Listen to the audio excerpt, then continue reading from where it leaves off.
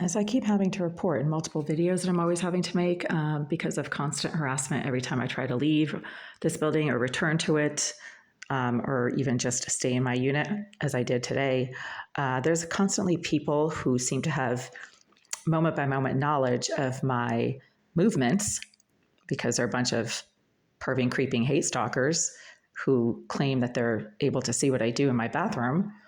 And they tend to leave the building when I have to leave the building. And then they congregate in the doorways, stairwells, or sidewalks around the building and then cause problems for me when I try to come and go from point A to point B and mind my own business and keep to myself. These are pieces of shit that have nothing going on in their lives, and they're angry that I don't want to be their special friend. They think I owe them something. So there's constant harassment. They show up wherever I happen to go in the area. They show up in large numbers. They get in my face. They confront me about how I'm a racist, how I don't want to be their friend. And they're really stupid because if they think that my dislike of them has anything to do with their skin color, then they don't know anything about anything. Most people do not care about skin color. I don't. I've had friends of all shapes, colors, and sizes over the course of my existence on this planet. And I've certainly never denied a friendship because of the shade of someone's skin. What I do react to is behavior. And these pieces of shit are nothing but pieces of shit. They're low-life scum who hate stalk people who don't want to have anything to do with them. It's some type of like sick and twisted revenge. They think that you're supposed to be their friend. No, you're not. Oh, is there somebody above me again? There's someone like directly above me. Wow, these are some disturbed pieces of shit. They can't stay away from you, can't leave you alone. There's someone on the stairs above me. It's probably the same piece of shit that came flying at me down these stairs yesterday afternoon at around the same time when I was waiting for my grocery delivery. He literally came flying down these stairs as I was just standing here and started shouting at me when I tried to get away from him. Oh yeah, there's somebody above me because there's a sensor light going off directly above, and I'm not the one setting it off. These are perving, creeping rejects, like to the max. And they can't leave women alone. They're involuntarily celibate males who live in single occupancy rooms with the bathroom down the hall.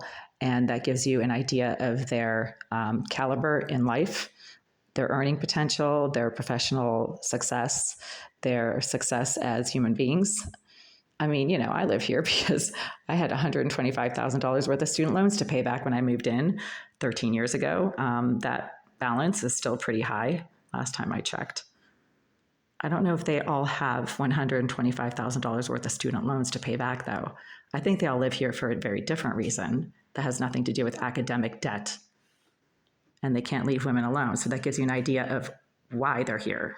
They're placed here, evidently, by the Greenville group who likes sex offenders and psychopaths and pedophiles.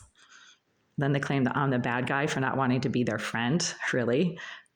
No, I don't hang out with pieces of pedophile trash. Sorry.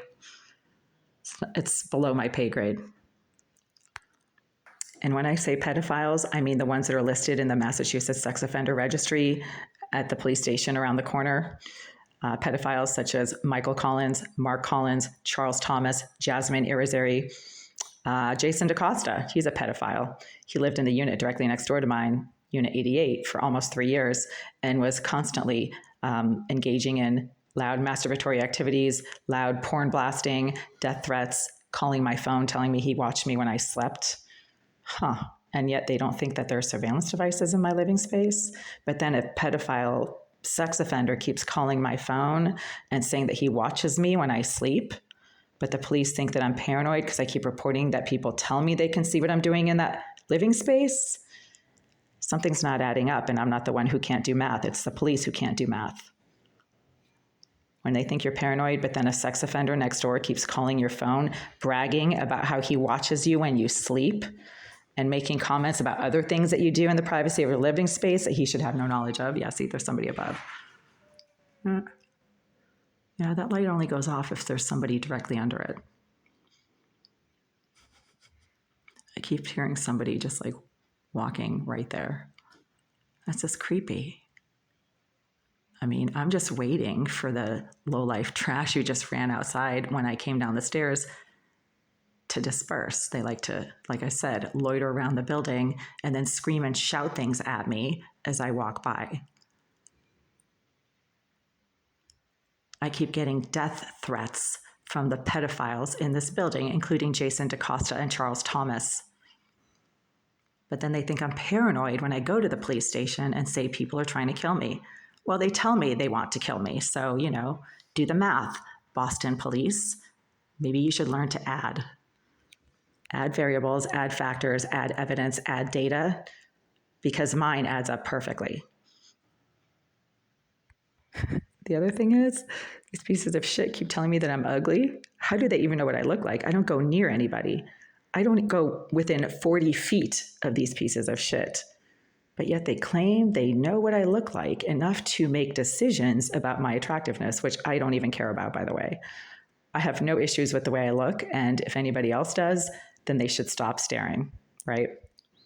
Stop staring, lowlifes, and go look in the mirror and tell me what you see.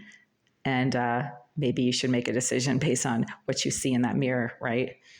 I find it ironic that some of the ugliest pieces of shit on the planet tell me that I'm ugly. Again, I don't care what I look like. I did enough beauty pageants and dance competitions and modeling when I was younger to not really care what these lowlifes think.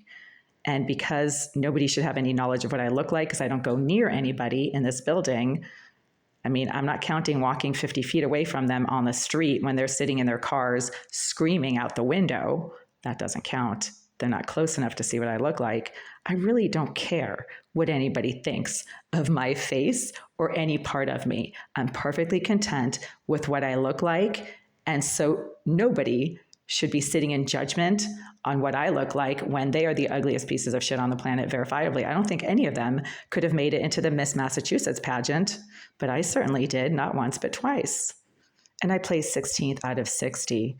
So that means that none of the judges in the Miss Massachusetts pageant thought that I was ugly. So these lowlifes are just nothing but retards when it comes to judging beauty. They're not the experts.